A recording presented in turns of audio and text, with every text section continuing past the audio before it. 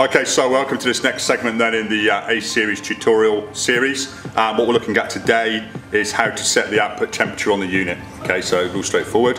On the older VT, you'll be used to probably accessing dip switch blocks, and on the A-Series PCB, that's a little bit different than that. It's changed. So what we do with a dip switch block, which we use for fluid diverter settings, all it's been completely replaced on the A-Series by these push buttons here. So what these now do is these push buttons allow us to access all the memory settings inside the unit, and we can then set the various parameters within each memory module. So for example, today we're going to look at setting output temperature, and we do that by using the push buttons. But the push buttons are used in conjunction with this liquid LED display here, which allows us to kind of see what menu we're in and what setting we're going to do. So what we're going to do now is move in a bit closer, show you how to set the output temperature by pressing the buttons, and then that will be the completion of this module.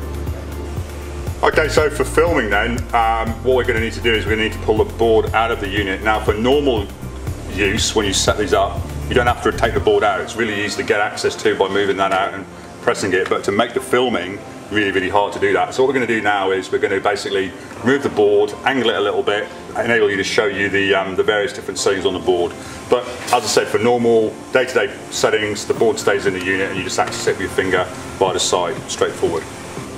Okay, so we've pulled the board out of the unit to make it filming a little bit easier, as we said, and now we can sort of see more clearly the push buttons here and the LED display.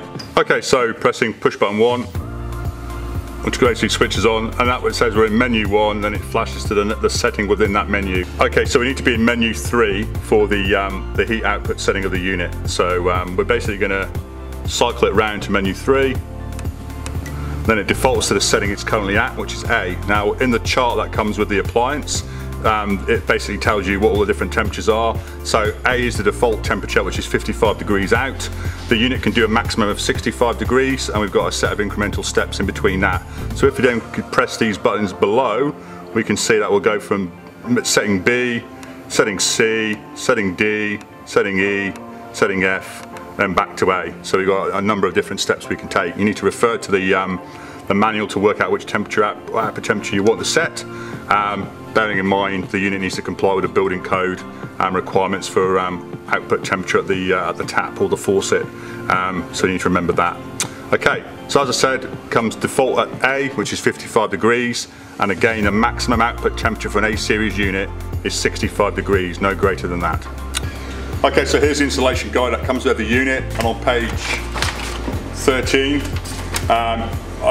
is all the information you're going to need to set up the unit in terms of the push buttons. So this gives an overview of which button does what, and then here's a table that tells you what value each of the sub-menu settings has got. So for example, if we're into the menu 3, which we're talking about fixed and output temperature, we can see that A is 55, B is 65, and then C 60, D 50, E 42, and F 40 degrees if you want to run that.